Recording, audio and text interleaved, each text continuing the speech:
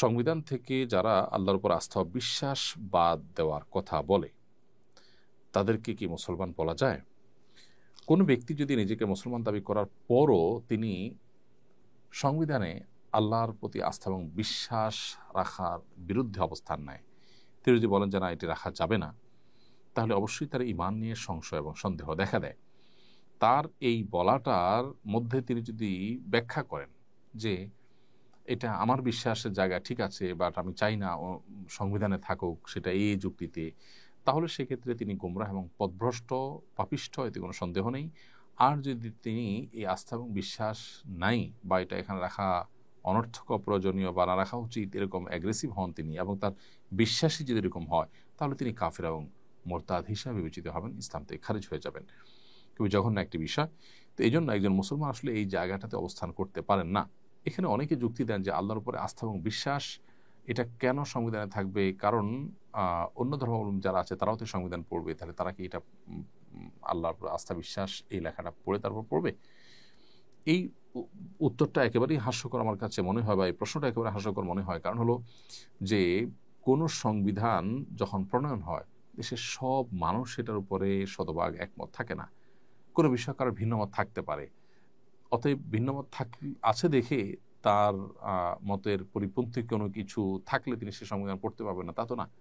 তাহলে একজন অন্য ধর্মাবলম্বী এই জায়গাটা, সে তার ভিন্নমত আছে, এই জায়গাটা তিনি পড়লেন না, তাতে সমস্যাটা কোথায়? বা এই জায়গায় অ্যাভয়েড করলেন তিনি, সমস্যাটা কোন জায়গায়? মালয়েশিয়ানরা যদি মাত্র 65% মুসলমান হয়েও তাদের রাষ্ট্রধর্ম ইসলাম থাকতে পারে, তাদের সংবিধানে ইসলামকে গুরুত্বপূর্ণ জায়গায় তারা রাখতে পারে, এবং তাতে যদি তাদের উন্নতি, অগ্রগতি, তাদের সৌহার্দ্য, সম্প্রীতি, পারস্পরিক একসাথে মিলেমিশে থাকা কোনো কিছু বাধাগ্রস্ত না হয়, তাহলে আমাদের দেশে কেন হবে? তো এই বিষয়গুলোতে আসলে ইচ্ছাকৃতভাবে ইসলাম এবং মুসলিমদেরকে কোণঠাসা করে রাখার যে পশ্চিমা আপনার প্রচেষ্টা আছে, যে গোটা পৃথিবীতে আজ মুসলমানদের প্রতি জুলুম এবং নির্যাতন চলছে, মুসলমানদেরকে কোণঠাসা করে রাখা হচ্ছে, ইসলামোফোব হচ্ছে দিন দিন উন্নত দেশগুলো, এটা তারই অনুসরণ মাত্র। পশ্চিমাদের গোলামরা সাধারণত তাদের এই অন্ধ অনুসরণ করতে পারে। ইসলাম এটা শুধু মুসলমান নয়, অন্য ধর্মের মানুষদের জন্য নিরাপত্তার সবচেয়ে বড় কারণ। ইসলাম ছাড়া অন্য কোনো কিছুতে, মুসলমান তো বটেই, অন্য ধরনের নিরাপত্তা নিহিত নেই। এই বিষয়ে দীর্ঘ আলোচনা করবার সুযোগ আমাদের সংক্ষিপ্ত সেশনে নেই। পরপুরুষের সামনে কোনো নারী তার মেহেদি রঞ্জিত হাত প্রদর্শন করতে পারবে কিনা? মেহেদি রঞ্জিত হাত কোনো নারী প্রদর্শন করবেন না, তবে তিনি কোনোভাবে পুরুষের সাথে কোনো বিষয় আদান প্রদান করতে গিয়ে নিরুপায় বা কোনো জায়গায় প্রয়োজনের সাপেক্ষে যদি কোনো কিছু দিতে বা নিতে হয়, এবং সেক্ষেত্রে যদি কেউ দেখে ফেলে, তাতে অসুবিধা নেই। নবী করিম সাল্লাল্লাহু আলাইহি ওয়াসাল্লামের সময়ও এরকম একটি ঘটনা ঘটেছে। একজন নারী তার হাত দিয়ে নবী সাল্লাল্লাহু আলাইহি ওয়াসাল্লামের কাছে কিছু দিয়েছেন বা নিয়েছেন, এরকম কিছু একটা পর্দার আড়াল থেকে বা সামহাউ। তো এখানে তার হাতে মেহেদি না থাকে, নবী সাল্লাল্লাহু আলাইহি ওয়াসাল্লাম বলেছেন যে এটা কি কোনো পুরুষের হাত কিনা, কারণ মেয়েদের দিক থেকে এসেছে অথচ হাতে মেহেদি নেই। তখন মেয়েরা মেহেদি হাতে দিতেন সবাই, সেই জন্য নবী সাল্লাল্লাহু আলাইহি ওয়াসাল্লাম আশ্চর্য হয়েছিলেন। এখান থেকে বোঝা যায় যে প্রয়োজনের প্রেক্ষিতে যদি এটা হয়, এটা জায়েজ আছে, কিন্তু প্রয়োজন ছাড়া যেটা না হয়, আর প্রয়োজনের প্রেক্ষিতেও মেহেদি লাগানো হাত যথাসম্ভব প্রদর্শন না করতে পারলে ভালো হয়, কারণ এটি পুরুষদের জন্য ফিতনার কারণ, সেটি বলাই বাহুল্য। সো এটা অ্যাভয়েড করতে পারলে ভালো হয়। যদি অ্যাভয়েড করা না যায়, তাহলে সেক্ষেত্রে ইচ্ছাকৃত নয় এরকম হলে সেটা গুনাহ হবে না, কিন্তু ইচ্ছাকৃত এবং খুব বেশি প্রয়োজন ছাড়াই প্রদর্শন করছেন, সেটা কিন্তু না জায়েজ। একটা হলো দেখে ফেলা, পুরুষ দিতে গেলেন দেখে ফেলেছে, আর একটা প্রদর্শন করলেন, দুটো কিন্তু দুই জিনিস।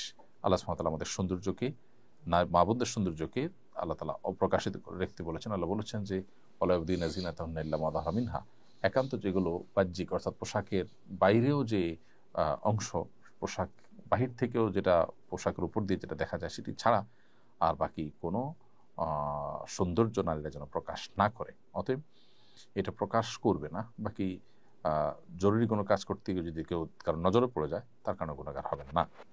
পেশা হিসাবে ওয়েডিং ফটোগ্রাফি, বিবাহ অনুষ্ঠানের ফটোগ্রাফি করা যায় আছে কিনা? পেশা হিসাবে এই জিনিসটি নেওয়া নানা কারণে অনুচিত। কারণ হলো আমরা জানি যে আমাদের সমাজে এই ধরনের পেশায় যারা থাকে, তারা আসলে চাইলেও অনেক গুনাহ বা অনেক পাপের কাজকে এড়াতে পারে না। যেমন একটা বিষয় হলো যে আপনি যখন কোনো বিবাহের ফটোগ্রাফি করতে যাবেন, সেখানে নারী পুরুষের মিশ্রণ থাকবে, সেই ছবি আপনাকে তুলতে হবে, আপনার ইচ্ছা হোক অনিচ্ছা হোক সে কাজ আপনাকে করতে হবে। তো এটা তো একটা নাজায়েজ কাজ, যেটা অংশীদার আপনাকে হতে হচ্ছে। তো যে কাজে হারাম বা গুনাহের কাজে অংশীদার হওয়া অনেকটা বাধ্যতামূলক, অনেকটা চূড়ান্ত, সে কাজ আসলে অ্যাজ এ পেশা নেওয়া জায়েজ নাই। আর যদি আপনি হালাল বিবাহ শাদী হবে এবং সেখানে অনুষ্ঠান হবে হালাল, এই জাতীয় বিষয়গুলো নিশ্চিত হন এবং উভয় পক্ষকে আপনি বলে সেখানে ইনভলভ হন, এরকম কোনো কাজে তারা সেটা জায়েজ হতে পারে, তারা যদি এটা রক্ষা করেন। সরকার সংবিধান সংশোধনের উদ্যোগ গ্রহণ করেছে। আমাদের সংবিধান কেমন হওয়া উচিত বলে মনে করেন? আমাদের সংবিধানে আমাদের অর্থনৈতিক মুক্তির বিষয়ে পরিষ্কার রোডম্যাপ থাকা উচিত। বৈদেশিক ঋণ নির্ভর অর্থনৈতিক ব্যবস্থা থেকে আমাদের বেরিয়ে আসার প্রচেষ্টা, স্বপ্নের কথা জোরালোভাবে উল্লেখ থাকা দরকার। সেই সাথে ন্যায় বিচার এর পথে যত রকমের বাধা হতে পারে সকল বাধাগুলো অপসারণ করা উচিত। বিচারহীনতা আমাদের সমাজের যে সমস্ত ভয়াবহ দিকগুলো আছে তোমার থেকে একটি দিক।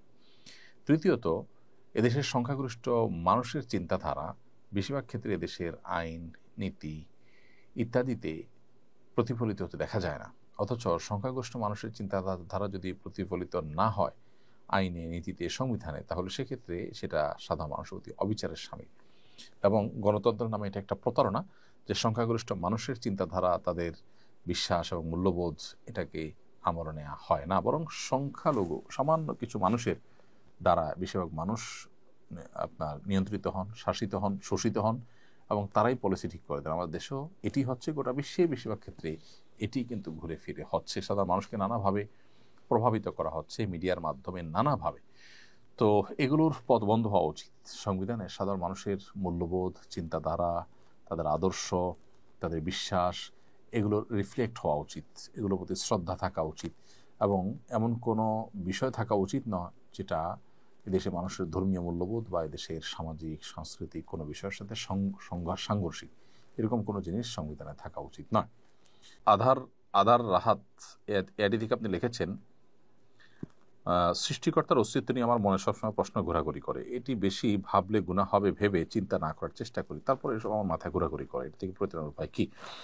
দেখুন, প্রথম কথা হলো যে আল্লাহ রাব্বুল আলামিনের সম্পর্কে বাজে চিন্তা মনের মধ্যে আসাটা, এটা প্রমাণ করে যে আপনার মধ্যে ঈমান আছে। প্রিয় নবী সাল্লাল্লাহু আলাইহি সাল্লাম ঠিক এই ধরনের একটি প্রশ্নের উত্তরে এরকম কথাই বলেছেন। তাকে একজন সাহাবী যখন বলেছেন যে আল্লাহ সম্পর্কে আমার মনে বাজে চিন্তা আসে, তখন নবী সাল্লাল্লাহু আলাইহি সাল্লাম বলেছেন, যাকা নাফসুল ঈমান, এটাই তো ঈমানের ব্যাপার, যে তোমার মনের মধ্যে আল্লাহ সম্পর্কে বাজে চিন্তা আসছে, শয়তান তোমার মধ্যে ঈমান আছে দেখে সেটাকে সরাবার চেষ্টা করছে। শয়তান যে আমার ঈমানকে বিদরিত করবার চেষ্টা করছে, এটা দেখে আল্লাহ সুবহানাহু ওয়া তাআলার ঈমান আরো বৃদ্ধি হওয়া উচিত। কোনো বেঈমানের মনে এরকম চিন্তা সাধারণত আসে না। যিনি ঈমানদার তার মনেই চিন্তাগুলো আসে। ব্যাপারটা হলো এরকম যে কারোর ঘরে যখন সম্পদ থাকে সেখানে চোর ঢুকে, আর যখন কোথাও সম্পদ নেই সবাই জানে সেখানে কিন্তু চোর প্রবেশ করে না। চোর প্রবেশ করাটা সেই ঘরের সম্পদ থাকার ইন্ডিকেট বা ইঙ্গিত বহন করে। এই জন্য এটা নিয়ে খুব বেশি অরিড হওয়ার প্রয়োজন নেই। এরকম কোনো চিন্তা, খারাপ চিন্তা মনে আসলে আপনি বাম দিকে প্রতীকী থুতু 3 বার থুতু ফেলবেন, প্রতীকী থুতু, এবং সেই সাথে আমান্তু বিল্লাহি ওয়া রাসূলিহি, আল্লাহ এবং তার রাসূলের প্রতি আমি ঈমান আনলাম, এরকম বাক্য আপনি উচ্চারণ করবেন। ইনশাআল্লাহ আল্লাহ তাআলা আপনাকে পানাহ দিবেন। সেই সাথে আউযু বিল্লাহি মিনাশ শাইতানির রাজীম বা বিতাড়িত শয়তান থেকে আমি আল্লাহর পানাহ চাই, এই বাক্য আপনি পাঠ করবেন। ইনশাআল্লাহ এর মধ্য দিয়ে আশা করা যায় আল্লাহ তাআলা আপনাকে হেফাজতে রাখবেন। কারণ এগুলো শয়তান থেকেই এই কুমন্ত্রণাগুলো আসে, বিধায় শয়তান থেকে আমরা বাঁচার জন্য চেষ্টা করব। জান্নাতুল ফেরদৌস আপনি আমাদের ইউটিউব চ্যানেলে লিখেছেন, আমি বিয়ের কাবিননামায় টাকার অঙ্ক না লিখে স্বামীর নাম লিখতে চাচ্ছি,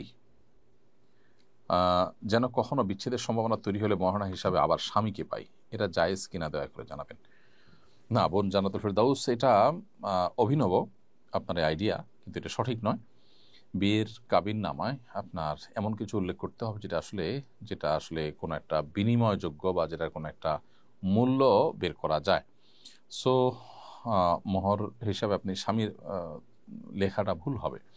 স্বামী তো আপনি বাই ডিফল্টই পাচ্ছেন, কিন্তু আপনি যে আপনার চিন্তার কথা, যে থিঙ্কিংয়ের কথা বলেছেন, সেটি আবেগের কথা, বাস্তবতার কথা নয়। বাস্তবতার কথা হলো যে মোহরের ঘরে আপনার কোনো টাকার অঙ্ক, স্বর্ণগহনা বা এমন কিছু লিখতে হবে যেটা বিনিময়যোগ্য বা যেটা আর কোনো একটা মূল্য বের করা যায়, তাহলে সেক্ষেত্রে সেটা মোহর হবে। এর বাইরে আপনি এমন কিছু যদি লেখেন যেটা আসলে মোহর হওয়ার উপযুক্ত নয়, তাহলে সেক্ষেত্রে বিবাহ হয়ে যাবে। এ ধরনের কোনো কিছুকে মোহর হিসাবে ধার্য করে বিয়ে করলে কিন্তু সেক্ষেত্রে আপনার বংশের আপনার মতো এরকম গুণের মেয়ের যেরকম মোহর হয়ে থাকে, সেই মোহরের মিছিলটা এখানে বাই ডিফল্ট ফিট হয়ে যাবে। অর্থাৎ ওইরকম মেয়ে যে মোহর হয়, যেরকম মোহর হয় সেরকম মোহর এখানে ফিক্স হয়ে যাবে। ফাহাদ বিন আহসান আপনি লিখেছেন, দোয়া কবুলের সঠিক সময়গুলো কি কি? দোয়া কবুলের সঠিক সময় বলতে যে কোনো সময় দোয়া কবুল হতে পারে, তবে দোয়া কবুলের সম্ভাবনা বেশি থাকে যে সময়গুলোতে। তার মধ্যে থেকে একটা সময় হলো ভোর রাত, আরেকটা হলো যে প্রত্যেক নামাজের পর নবী সাল্লাল্লাহু আলাইহি ওয়াসাল্লাম বলেছেন যে দুবারাকুল্লি সালাহ আর জওফুল লাইল, অর্থাৎ ভোর রাত এবং প্রত্যেক নামাজের পর এই সময়টা দোয়া কবুল হয়। এর বাইরে বৃষ্টির সময় দোয়া কবুল হয়, মুরগির আওয়াজের সময় দোয়া কবুল হয়, তারপরে আজানের সময় দোয়া কবুল হয়, আজানের মধ্যবর্তী সময় দোয়া কবুল হয়। দোয়া কবুলের বহু সময় আছে, সেগুলো আমরা দেখে দেখে দোয়া করতে পারি।